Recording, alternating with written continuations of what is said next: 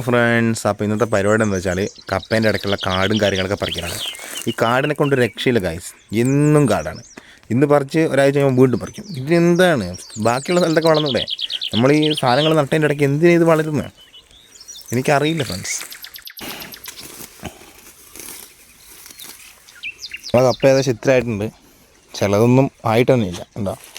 ഏകദേശം ഈ ഒരു റേഞ്ചിലായിട്ടുണ്ട്. നമ്മളന്ന് രണ്ടാമത് നട്ടുപോയ കുറേ കപ്പ ഉണ്ടല്ലോ, അതൊന്നും മുളച്ചിട്ട് കൂടിയില്ല കേട്ടോ. അതൊക്കെ ഇനി എന്താവുമോ എന്തോ, ഒന്നും മുളയ്ക്കാൻ സാധ്യത കുറവാണ്. ഉള്ളത് വെച്ച് ഓണം പോലെ ആക്കേണ്ട വരും മിക്കവാറും. നല്ലപോലെ കാടും കാര്യങ്ങളൊക്കെ കയറിയിട്ടുണ്ട് ഇപ്പം കേട്ടോ. അത്യാവശ്യം നല്ലപോലെ കാടായിട്ടുണ്ട്. അപ്പോൾ കപ്പ ഏതാ കാട് ഏതാന്ന് തിരിച്ചറിയാത്ത അവസ്ഥയാണ്.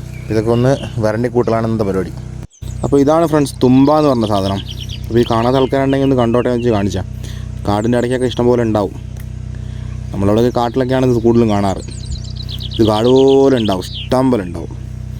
ഉണ്ടോ? ഇതിൻ്റെ ഇല ഉണ്ടോ?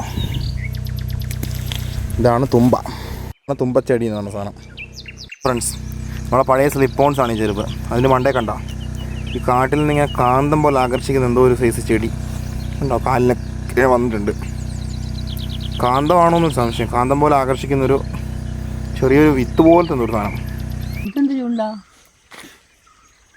നമ്മളിപ്പോൾ നിലവിൽ ഇതുപോലെയാണ് ചെയ്യുന്നത് കേട്ടോ. ചുറ്റുമുള്ള കാടുകൾ മാത്രം ഒന്ന് പറിച്ച് ഒതുക്കുക, ബാക്കി വരണ്ടി കളയാൻ തോമ്പയ്ക്ക് അങ്ങനെ ഉദ്ദേശിച്ചേക്കുന്നത്.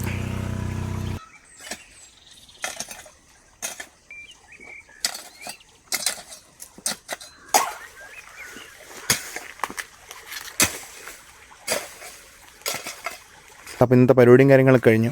അപ്പം നമുക്കൊരു വാഴച്ചുണ്ട് കിട്ടിയിട്ടുണ്ട്. പൂവൻ വാഴയുടെ ചുണ്ടാണ്. അപ്പോൾ ഇത് നമുക്ക് എന്തായാലും വീട്ടിലേക്ക് എടുക്കാം. എന്തായാലും തോരൻ ഉണ്ടാക്കാമല്ലോ. അപ്പോൾ ഇന്നത്തെ പരിപാടിയും കാര്യങ്ങളൊക്കെ കഴിഞ്ഞു. Bye guys.